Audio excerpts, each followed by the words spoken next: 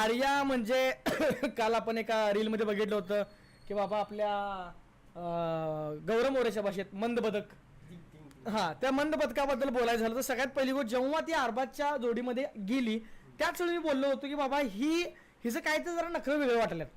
सगळ्यात पहिला ही टीम ए मध्ये होती. टीम ए मध्ये जर आठवत असेल तर बघा सुरुवातीला लोक घरामध्ये आल्या 2 ग्रुप पडले होते. ग्रुप इन द सेन्स ते बोलत होते एकमेकांच्या सोबत, एकमेकांच्या सोबत टाइम स्पेंड करत होते. त्यावेळी आर्या ही टीम ए मध्ये होती, आठवत असेल तर बघा.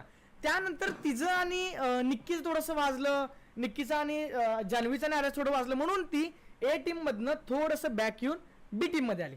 पण इतिहास गवाय की जेव्हापासून बी टीम मध्ये आर्या आल्या तेव्हापासून तिला कोण सिरियसली घेत नाही. का घेत नाही? कारण ते खोळे नाही आहेत. सगळ्यांना कळते की आर्या काय करते काय नाही. मध्येच ती वैभवला म्हणायला लागली की Vaibhav I have a feelings for you, तुला नसतील पण मला आहेत, त्यामुळे मला तुझ्याबद्दल फिलिंग असू शकतात. डोळ्यातनं पाणी काढली.